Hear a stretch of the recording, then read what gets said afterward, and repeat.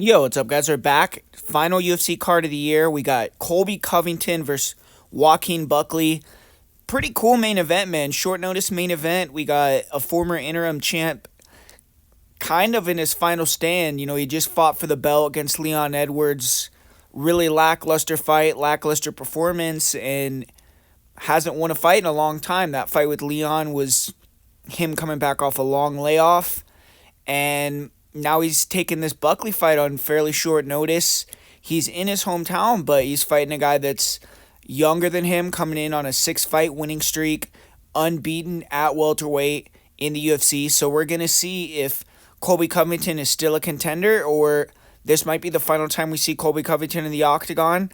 And Buckley, if he can go in there, beat Wonderboy and Colby Covington back to back, one two-time title challenger, one former interim title challenge or former interim champion and 3-time title challenger. I mean, man, he could be next in line for the belt, maybe number one contender fight, but obviously Colby's going to be looking to stop all those plans and remind everyone that he's still here and he can maybe get another run in there. But yeah, it's a really interesting main event. Really good card all the way through, man. I think there's some really good matchups. I'm excited to break it down. So stay tuned. Watch out the whole entire breakdown. And yeah, man, hit the like button right now. Put a comment down below throughout the video if you agree. Do you disagree with the picks that I'm making? But let's get into it, man. First fight of the night. Josephine Knutsson. She's taking on Piera Rodriguez. I don't think this fight's going to be fireworks or anything, but two fighters that have good striking. I feel like Knutsson, she's definitely going to have a speed advantage in this fight. I think that's going to be likely one of the main edges that she does have in terms of the footwork. I mean, Piera, she's a big puncher. She's kind of patient, methodical.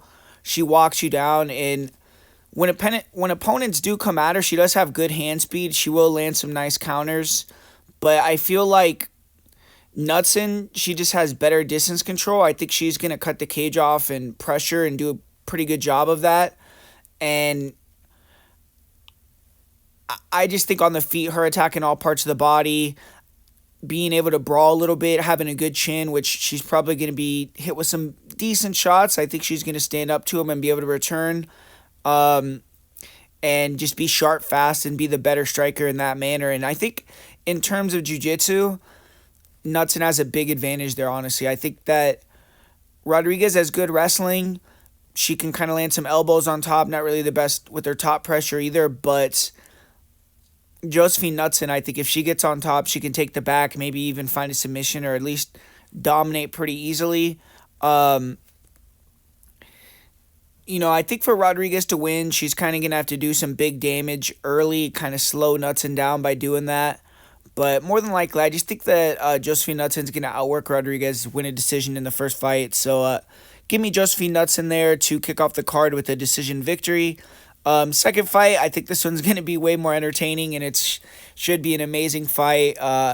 Always fun whenever Davey Grant jumps in there, and he's going to be taking on young boxer Ramon Taveras.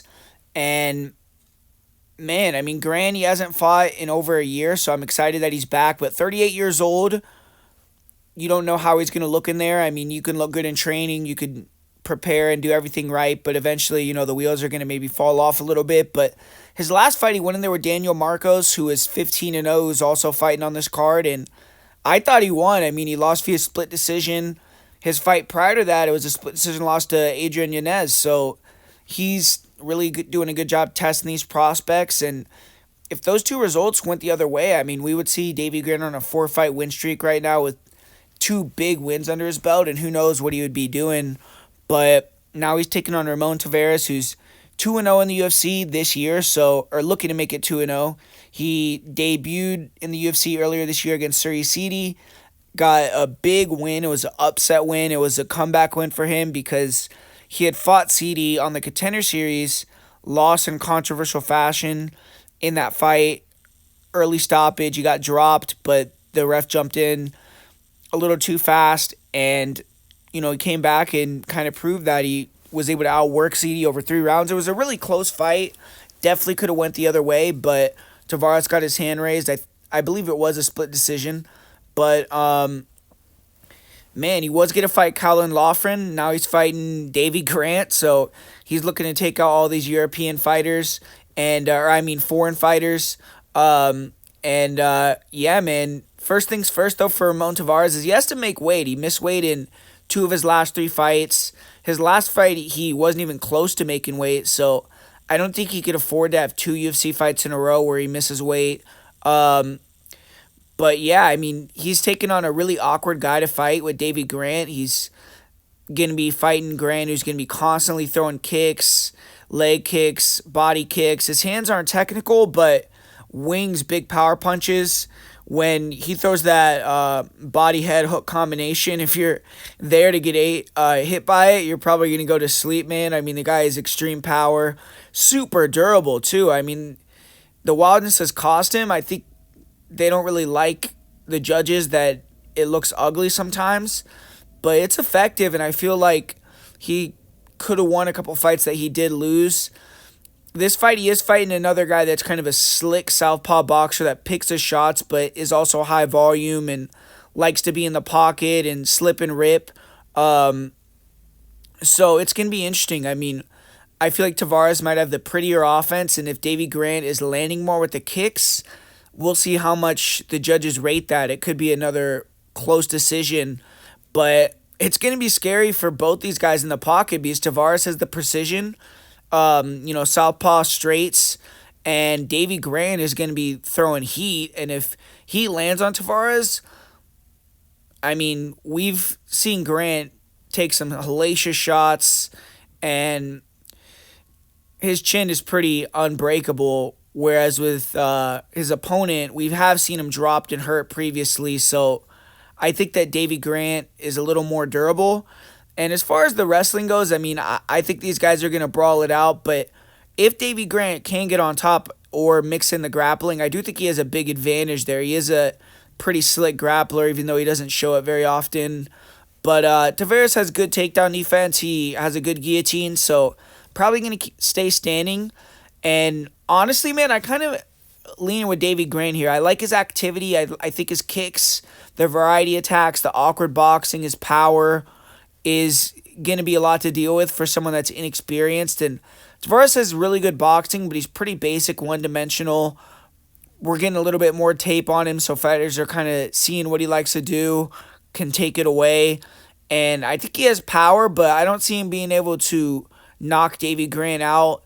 And I think Grant's going to have more volume. I think he has the bigger finishing threat as well, Grant, on the feet and on the ground.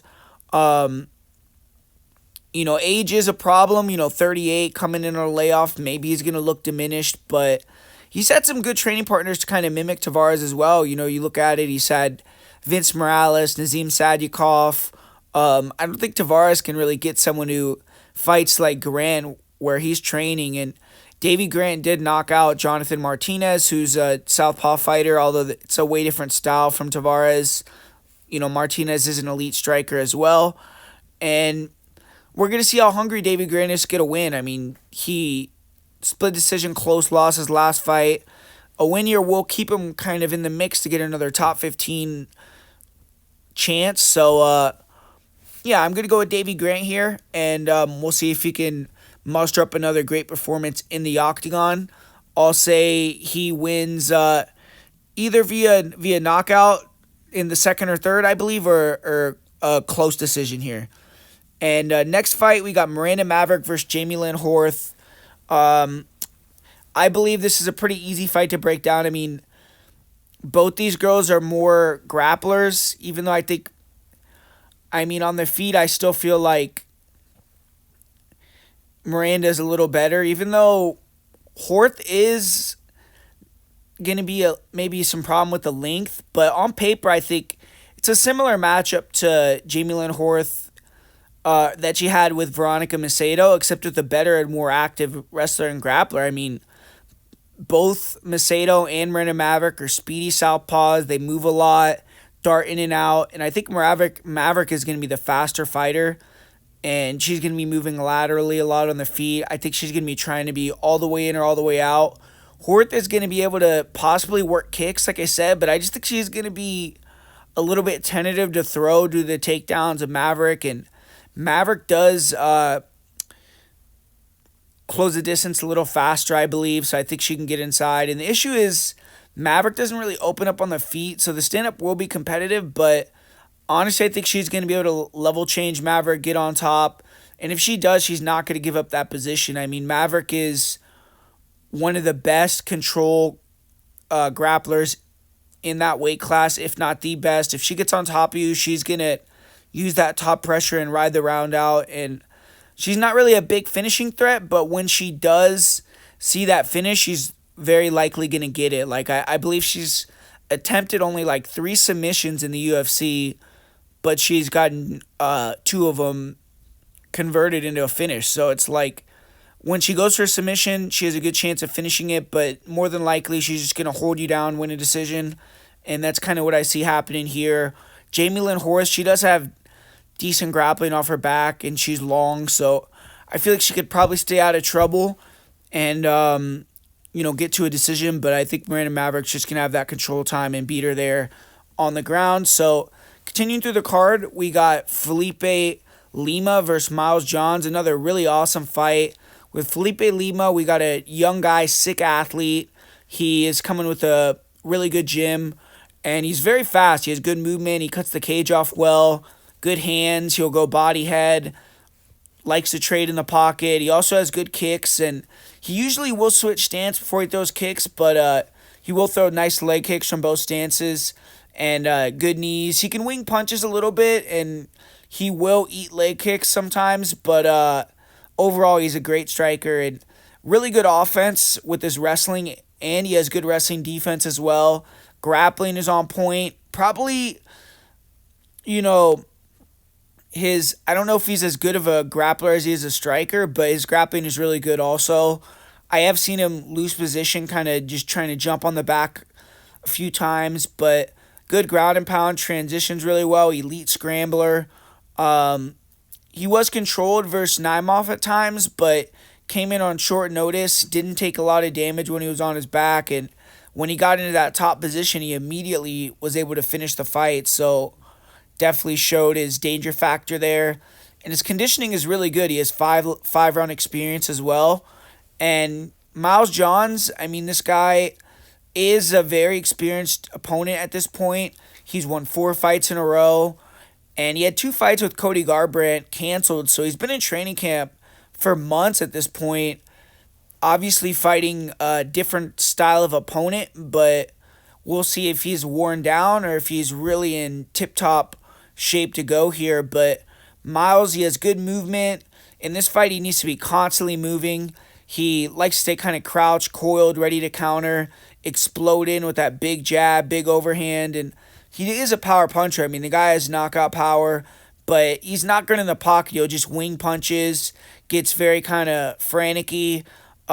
He's dangerous, but I feel like he's going to be very vulnerable, and if Lima can back him up and just get him in those type of positions, I think he'll get tired, Miles Johns. And Miles Johns is fairly hard to hit, though, because he shells well. And I think he's going to have to make this kind of a kill-or-be-killed fight to win, unless he can use his wrestling. But I just don't think he's going to be able to hit takedowns or win a grapple with someone like Felipe Lima. I think Douglas Silva de Andrade is a little similar to Lima, but a much older, not as refined version. One thing about Miles Johns that's good is he is durable. He's only been finished 1 time with a knee, but he's been submitted before as well. But this is an excellent fight. I mean, personally, I feel the stand-up will be really fun to watch. I think people are starting to stop underestimating Miles Johns. They're realizing that he's a little bit better than they thought. He's effective on the feet, and his movement could pose some issues for Lima in the pocket. I mean, if he lands a bomb, he could rock anybody, but I feel like Lima's going to win a pocket battle all day overall, though. I think he's going to try to back Johns up, get in that brawl. I see him using a lot of kicks in this fight as well. And ultimately, I just think Johns is going to get a little bit tired, and he's going to either draw out bad takedowns and get a submission that way, or hurt Miles Johns and then get a submission. And I think Miles Jones is going to win, or excuse me, Felipe Lima is going to win via submission in round 2 or 3 in this fight. So give me Felipe Lima here to get another big win in the UFC and keep it rolling. And for the next fight here, we got Sean Woodson taking on Fernando Padilla. And Sean Woodson, man, I mean, this guy's really slowly racking up a long unbeaten streak. He's hasn't lost in his last 6 fights, 5 wins, 1 draw. He got that ranked win over Alex Caceres in May. And overall, he only has 1 loss in the UFC. So he's really been killing it. I mean, 6-1-1 in the UFC. And he just hasn't been fighting super great competition, though. So once again, he's taken on a guy that is a little bit more dangerous, probably a better opponent than most of his opponents that he's fought previously, but only a 2-1 fighter in the UFC. Fernando Padilla, who has 2 first-round finishes and then a loss to Kyle Nelson via decision. So this fight's kind of going to show us a lot about where Padilla is at. And if Woodson wins, I think it's going to get him into a bigger matchup, hopefully. But quintessential longman matchup here. I mean, these 2 fighters are about as tall and long as it gets for 145. Woodson, like always, has a slight edge in reach and height, but it's not that significant this time. And normally both these fighters have massive reach advantages, so how they navigate this fight will be interesting to see. I really don't have a great read on this one. I think it's going to be a sparring match type of fight. I think Woodson is going to be a fighter with slightly more variety, speed, a little better defense. Grappling-wise, both of them have threats, but Padilla is probably the more dangerous submission threat, but honestly, I don't see this going to the ground unless there's a knockdown. Padilla probably has more power. He's a little more durable, but I think you're relying on a finish with Padilla, either a club and sub or a knockout. And I wouldn't be shocked if he gets it, but I kind of expect it to go the full distance. And if it does, I think it's going to be more of a boxing match. And I think that Sean Woodson is going to get the win on points. So Sean Woodson is going to be the pick for me, just being the better boxer here and kind of winning in a kind of not low volume, but not a lot of danger factor in a striking fight there. And the next one we have, amazing fight here, Joel Alvarez versus Jakar Klose. Klose, I mean, he's one of the most underrated fighters in the UFC at this point, and he's kind of surprised me with this second run after all the injury woes, and looking to make it 5 wins in a row on Saturday night. He took 2 years off after that loss to Beneil Dariush, but he hasn't lost since he's came back, and he's 9-2 in the UFC, which is a really impressive record. But this is a super tough fight for him with Joel Alvarez. He's a big underdog, and Alvarez is nothing short of entertaining. I mean, he has 21 wins, 21 finishes. He's 6-2 in the UFC, and he's coming off the destruction of Elvis Brenner in August, so he is looking really good. And honestly, this is a great matchup. Jakar Klose, he's fun to watch on the feet. He's slick, he's fast, he's athletic. Great job of moving a lot. He'll switch stance, he feints, he pumps the jab, then comes over the top with the big counter crosses, overhands. He'll throw a double jab twos, he'll throw 1-1-2s, and he's good at landing the fade back lead hook. He has good calf kicks, he's powerful, but I would say he doesn't really have elite power. Like, he can stun you, but he hasn't really put guys out unless he can land big, long combinations or a lot of strikes. And he has a good chin, but as he gets tired, he gets a little wild, and he'll start to get hit really clean because his defense is based a lot on evasiveness. And as he gets a little bit looser with that, that's when fighters start to land on him. But he's only been finished once by Beneil Dariush. And if I'm Jakar Klose, I mean, I honestly think the game plan for him has to be, at least a lot of it, to push Alvarez against the fence. He's won fights that way by holding guys against the cage. And he could wrestle, but I don't know if he wants to go on the ground with a jiu-jitsu wizard like Alvarez. So I honestly think it's going to be him trying to just control him up against the cage. He did get super close to being guillotined his last fight, Jakar Klose, so I think that's also going to factor into him probably not wanting to go to the ground. And his takedown defense, though, is not the greatest. So Alvarez, even though he doesn't really have wrestling or doesn't show it, maybe this fight he could find a way to get on top. But yeah, man, Jakar Klose, I think he's going to want to get this fight long and try to use that cardio, push this guy against the cage, get in some exchanges, and use that decision style to win. He's 9-1 in decisions, so obviously that's usually the way that he gets the job done. And Joe Alvarez, I mean, this guy's huge for the weight class. He has go-go gadget limbs. I mean, the guy walks fighters down. He's planted, ready to counter. Good counter hooks, big uppercuts, good shots to the body, elbows. And he'll throw a lot of kicks as well. He stays active with kicks to all parts of the body. He'll check kicks pretty well. And he could take a shot to give a shot. His defense isn't the greatest, so I think early on when Klose is fresh, he could really land a lot on Alvarez. But I don't know if he has the power to really back Alvarez off. And going all out trying to get the knockout early, if he doesn't get it, that kind of definitely exposes Klose to being finished. So we'll see how if Klose wants to really make it that brawl early or if he's going to try to fight tactically. But the striking to me, I think, is going to come down to if the pressure and damage for Alvarez kind of accumulates quick enough to where he can wear on Klose and get a finish. And Alvarez has really no wrestling defense. I don't know what his takedown defense rate in the UFC is, but it's probably close to 0. And he almost allows the takedowns to play jiu-jitsu off his back. He's a nasty guard, and that's where most of his finishes have came from. He did get ground and pounded out by Arman Tsarukyan. So, I mean, at the higher levels, you can't really play that jiu-jitsu game, but Klose, I don't think he has that jiu-jitsu or top pressure, so he doesn't want to grapple with Alvarez, I don't think. And cardio, I do think is the advantage on the side of Joel Alvarez. I think Klose is going to be the better fighter early. He's probably going to be winning until he gets hurt, the tides turn, and he's ended. So, I mean, maybe Klose could sneak a decision, but the size, youth, age factor of Alvarez, I think, finds him that finish. So, I'm going to say Alvarez gets a second-round submission here over Jakar Klose. And closing out the prelims, we got Michael Johnson. He's going to be taking on Ottman Azaitar. And, I mean, man, what could you say really when you got a Michael Johnson fight? I mean, he's back for the second fight of 2024. Good showing earlier this year versus Darius Flowers. He was going to fight Matt Frevola in May, I believe, but he pulled out due to an injury.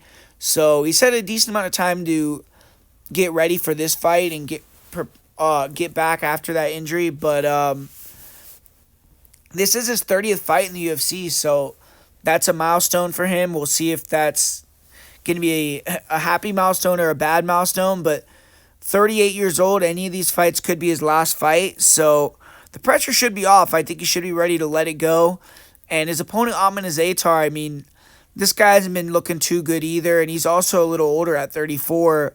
He was 13-0, and then he had that kind of infamous what's in the bag moment leading up to his fight with Frevola in 2021, which got him suspended and came back. Frevola knocked him out really badly and then had another fight where he got finished in the first round again. So he's got knocked out twice in round 1 in a row. And he was going to fight Darius Flowers, but that fight didn't end up happening. And he hasn't fought in quite a while. I mean, it's been, I believe, over a year at least since he's fought. But, you know, style-wise, this is going to be a fun fight. I think, honestly, this is a fight where Michael Johnson should win, and I think win via knockout. I feel like he's the sharper boxer, more defensively responsible. He's going to be faster, and he's going to see Azaitar's chin up there on a silver platter. But Azaitar does have that nuclear button, and, you know, he could just land on Michael Johnson and knock him out. I mean, we've seen that happen multiple times where Johnson's cruising to a win and then he gets clipped. But one thing is Azaitar, you know, he doesn't really have that other fighters have had versus Michael Johnson, or to me have shown before they showed it versus MJ, is the ability to be the nail. I mean, Azaitar, if he's really taking a lot of damage and getting beat up, I just don't know if he's going to be able to find that finish all of a sudden. I'm not sure if he's that type of fighter. I feel like he's more of a bully fighter. So I just think MJ's going to get the knockout early here in a firefight. That's going to be my prediction, and I'm going to say he wins via knockout in round 1. So Michael Johnson for me, is going to get the win in that fight. Up next here, Navajo Sterling. He's taking on Tokkos. Sterling 5-0, city kickboxing guy. I think they're giving him a pretty smooth transition here. Tokkos is a seasoned fighter. He's someone that trains at Killcliff. He fought on the road to UFC. He fought on Contender Series. He fought in the UFC.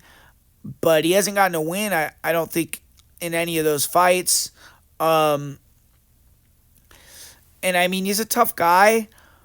But I think he's sloppy on the feet. He has a good chin, and he's going to try to brawl it out. Decent counter-striking. Sterling does have to be a little careful in the pocket, but Tokkos doesn't have good defense. He's going to be very vulnerable. I don't think he looks like he's in the greatest shape. I think body shots are going to be a big thing for Sterling. And he did have a little bit of a war with Mingyang Zhang. I mean, even though he ended up getting knocked out pretty brutally, he did take some damage, give some damage. His wrestling looks okay, but nothing special. I just don't think he's going to get the takedown.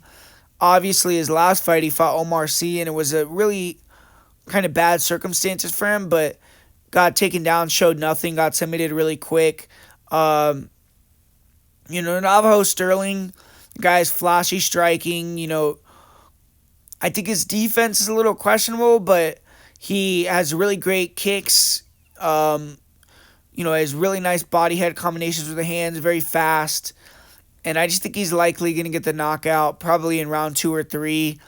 I don't think Tokkos has the wrestling to get it to the ground, and maybe he can land a counter punch, but he doesn't have crazy knockout power or anything. I mean, Sterling's probably going to be able to get this win here, and I think he's going to be able to get the finish later on. I don't think he has crazy power, but as the volume accumulates and he can start to get Tokkos more stationary where he can let off long numbers, I think he can get that finish. So give me Sterling to win via knockout round 2 or round 3. Next fight we got here, we got Adrian Yanez. He's taking on Daniel Marcos. This is a really good fight. I believe that Yanez is replacing Said Nurmagomedov here, so big risk, big reward type of fight here.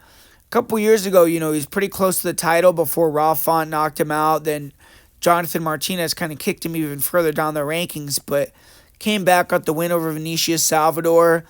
Not really a great win. A win over a 16-0 guy, Daniel Marcos.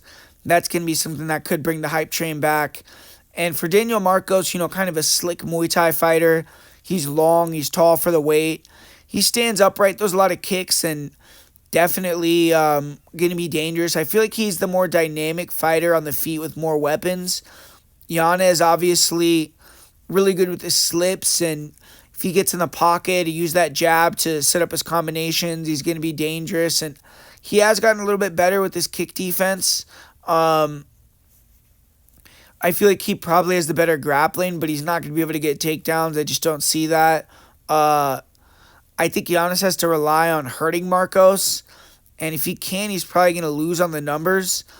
Marcos' striking looks really good in his last fight, man. I was very impressed with him. I think his kick should do damage, and I think that's going to be the difference in the fight, along with Marcos' ability to return with combinations in the pocket, which I think is going to give Yanez a little bit of trouble, because Yanez is going to be looking to come back and counter, and if Marcos is throwing numbers when Yanez is trying to counter, I think he could kind of catch him potentially. But Marcos via decision, I think, is the most likely outcome in this fight. And I think Daniel Marcos is a pretty good prospect there. But next fight here, not a big fan of this fight. I feel like the line's off. I think Dustin Jacoby should be lying closer to a pick'em than where he's at, but I'm going to pick Petrino. I mean, one thing with Jacoby, since he's came back to the UFC, we only saw him fight really one wrestler, Kute Laba, and we all know Kute Laba isn't really like the greatest wrestler over 3 rounds. If he wants to win with that wrestling game plan, he's going to take you down, elbow you into oblivion in round 1. If that doesn't happen, he's going to be really tired, and that's kind of what happened with Jacoby. 10-8 Jacoby round 1 with the wrestling, and then lost round 2, round 3. It was a draw. But Vitor Petrino, I think he has better wrestling cardio and better top control. So if he can actually time the takedowns, get on top, he could probably do that a little bit better over 3 rounds. On the feet, I feel like Jacoby's vulnerable because he has a bad chin at this point, but he's the better striker, I feel like, by a wide margin. Obviously, Petrino, he made that rookie mistake, got submitted by Anthony Smith, but I think that's probably going to fuel him to not have that happen again. And with a guy like Dustin Jacoby being submitted, I don't think is a big threat there. I could see Dustin getting tired off the wrestling. Petrino, I think, is going to be a little bit younger and better shape. But it's a tough one, man. I mean, because I could definitely see Dustin maybe landing a few calf kicks early and just dominating the striking for 3 rounds. Maybe even a first-round knockout for Jacoby, too. So I definitely think all the value is on Dustin Jacoby. But I just think Vitor, being the younger guy, being more athletic, explosive, Jacoby having a lot of losses recently, I just think Petrino might be able to mix it up, get a takedown, maybe land a big punch over the top and rock Jacoby in one of the rounds and just get the win. And I honestly think this fight's going to either be Jacoby getting an early finish or it's going to go all 3 rounds. So, but give me Vitor Petrino to win a decision. And next fight, this is a good one here, Kape versus Bruno Silva. This is another one where I think the line's a little off, but unless Bruno Silva gets the finish, I think that Kape's just going to do a little bit more, be faster, be a little sharper. I think that Bruno Silva has probably the power advantage, which is hard to say for most flyweights fighting Kape. I mean, Kape is, it's arguable. He could have more power than Bruno, but 2 of the most heavy hitters in the weight class. Bruno Silva, he's coming off that knockout over Cody Durden, and I believe he finished him with strikes. Yeah, I know he got a club and sub over Tyson Nam, but we saw how much Cody Durden took against Josh Van, so that just shows that one uppercut that knocked Durden's mouth guard out and basically finished him from Bruno Silva. Definitely had to have some huge heat on it. And man, if he lands on Kape clean, then he could probably hurt him as well. But we've seen Bruno, he kind of relies on darting in, darting out with these single shots or kind of big uppercut, big straights. And I feel like Kape is going to be, unless he gets clipped early, get the beat on that, be able to use that distance control to back up Bruno, stay in his face, use feints to open him up, and then land his own counters and land heavy on Bruno. And I think he can hurt Bruno and rock him and maybe even get the finish. Bruno has a good grappling game, but he doesn't really have wrestling to get the fight to the ground. I think Kape could take him down and control him on top as well. I don't think he's going to do that, but I'm just trying to say I don't think Kape is lost on the ground with Bruno Silva and has no chance. But Kape, the guy can make fights really close by being low volume. We just saw that with Makhachev. It was probably the dud of the year, man. It was so much lead up to the fight and then a complete nothing in the cage. So Kape has some pressure on him to perform here, and I think Bruno Silva has nothing to lose. If he wins this, he's going to have 5 wins in a row, potentially 5 finishes in a row, and probably be looking at a title shot. So it's a huge opportunity for Bruno Silva, but I just think Kape is going to be the better fighter here. And unless he gets clipped and knocked out early, I think he's going to get the beat on the speed, the blitzes from Bruno Silva, and be able to walk him down, kind of beat him up, maybe hit him to the body, hit him low a little bit early, get him a little bit slower, and then start to really take over. And I could see a later finish or just a fairly dominant decision win for Kape. So Kape for me is going to be the pick there in that fight. And moving on, we got the co-main event, Swanson versus Billy Quarantillo. Billy Quarantillo, he's fighting in kind of his adopted hometown for MMA. Obviously, I don't know if he lives there or not, but he's been training in Tampa, Florida, or at least in Florida for a long time. And, I feel like this fight's a big fight for him. He's kind of trying to fight those washed allegations. Cub Swanson did a good job of that, man. I mean, a few years ago, before Cub fought Daniel Pineda, I think everyone thought he was done. And now you don't really hear a lot of people saying that anymore. They're all talking about how Cub looks good still. So Billy's in that same position where he has to win this fight, kind of string some impressive performances together to show some long-term viability. But both these guys are at the end of their careers, man. I mean, Cub Swanson, 41, Billy Q's 36, and they both had a lot of damage, a lot of wars.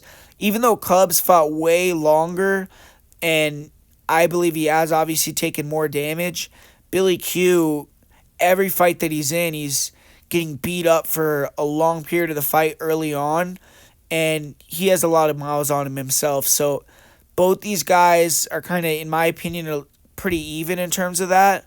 So it's going to come down to the skills. And, I just feel like Cub is slightly better here. Cub Swanson, he created that new gym where I believe he owns that gym, Bloodline Combat Sports, and they have a lot of really good young guys, a lot of grapplers especially, and you could see that where he's gotten a lot better with his takedown defense, with his get-ups, being more, I believe he's always had good grappling and good wrestling, but he's more urgent in terms of getting back up, not getting held against the fence as long. Even though I think in this fight, if he loses, I believe Billy Q is going to win by pushing him against the fence, making it ugly, kind of beating his body up, slowing the fight down, and winning in that manner. Because ultimately, when these guys are striking on the feet, I mean, Cub, he might not be as fast as he used to be, but he's still the more dynamic striker, if you ask me, and he's going to be cutting angles. He's going to be moving a lot, exploding in and out. Billy Q, he's a very linear, straightforward fighter. He kind of likes a shoulder roll or, roll with punches, take the power off him and keep pressuring you and try to land these big looping punches over the top and just stay in your face and eventually grind you down in that dirty boxing range, beat your body up. And if he can make it that type of fight, then yeah, maybe he could beat Cub. But I think Cub, if he's able to keep it at range, he's going to be able to land a lot of body shots. He's going to be able to land a lot of leg kicks himself. He's going to be able to land big power punches. And honestly, I think he could take Billy Q down a couple times in this fight, mix in a takedown threat, make Billy Q get back up to his feet, get Billy Q tired as well. And, yeah, man, I just kind of lean towards Swanson being the more skillful fighter here and picking up this victory. So give me Cub Swanson to win this one and get a decision win in this fight. And finally, we got the main event. We got Joaquin Buckley taking on Colby Covington. Super interesting fight, man. It's a really tough one for me. It's like the line to me is very curious. We got Colby a big underdog, and it makes sense because of the way they're matchmaking it. They're kind of serving Colby up a little bit. It seems like, they're giving him, 3 weeks notice, coming in against a guy on a big win streak that's way younger than him and that was having a camp trying to get ready for Ian Gary. So obviously Buckley's in a bit better position, you could say. But it's going to come down to what has Colby been doing. I mean, has he been running around the country, playing poker, not training too much, or has he been grinding after that Leon fight? Because that Leon performance was such a letdown, man, and I get that he broke his foot, maybe he had some other issues, whatever it was, but he has to come out here and fight in this fight, and if he comes out here and pushes it, I think he's going to get the win. It's just, is he going to do it? Is he going to stay on the back foot and just move around and do nothing for 5 rounds and let Buckley just cut angles, explode in on him and land these minimal strikes and win a decision? Or is he going to be Colby's the more durable guy. Colby's the guy with the chin. If Colby pressures in, kind of has that, I don't give a fuck style, using his kicks, using his punches, even if it's sloppy as hell, if he forces these exchanges, he could take a shot And, if he lands clean on Buckley, I don't think he can hurt him, but, get Buckley's attention and then get the takedowns, man. And I think if he could get on top a couple of times, I mean, granted, maybe he won't be able to hold Buckley down. That's never been his thing, but he could get him against the fence, Matt returning him, get him tired, get Buckley thinking about that takedown, and that's how he could win the fight. So, honestly, I think this is like a live bet fight. If Colby comes in there and is on that bullshit again, it's like, hey, man, you could bet Buckley all day, but Colby is early on pressuring and being active, mixing it up, and really looking to get in a fight, then I think he could have a great chance of winning here. Buckley, he's way better when he could back you up. When he's going backwards, he's cutting angles and he's pressuring in and he's landing these strikes. But unless he's landing a big kick or some wild knee or something kind of fluky, there's not a lot of power on it. When he's going forward and he can coil and like shift and land with those big power punches, that's where he's more dangerous, when he could back you up. So Colby has to pressure, be in that danger zone and, force a lot of wrestling and mix it up. And Buckley recently has won a lot of his fights by wrestling himself or using his explosive blitzes to get you against the cage and push you against the fence. And if Buckley starts doing that against Colby, it's going to be curious to see, if that physicality advantage is going to allow him to be competitive there, or if the wrestling of Colby is going to get him ahead with that on the cage wrestling. So, man, I just don't have a good read on it as far as, if I'm looking at it from a betting perspective pre-fight, I would bet Colby, but it's like I probably wouldn't even bet it because I would wait for the live betting opportunity, like I said, see how Colby looks early on. You could probably still get a plus number. But as a pure prediction, I guess I'm going to go with Buckley because I just don't know what Colby's been doing. I don't know if he's been training, how serious he's taking this fight. So we'll see. But if Colby comes in here and he actually is looking to not just cash a paycheck, I think he's going to get the job done and get the win here, get the upset, and kind of show that I don't know if he's a threat for the title still, but I think he's still better than the Joaquin Buckleys of the world. But, yeah, man, so hopefully you guys enjoyed this breakdown. Hopefully you liked it. Got a few bets on this card at patreon.com/MMAPredictionGuru. There's a lot of events going on, so I'm going to be putting on a few more bets over there on Patreon, a few more breakdowns. So go over there, check that out. As far as the parlay of the week, this week on this card, I'm going to do a parlay of the week of Miranda Maverick, Josephine Knutsson, and Navajo Sterling. So thanks for watching, guys. Like I said at the beginning of the video, hit that like button. I would really appreciate it. Let's try to get 100 likes for the last event of the year. That would be awesome. And probably going to be back doing a couple more breakdowns for some different cards until the year ends. But thanks for watching, guys, and I'll talk to you guys soon. Peace.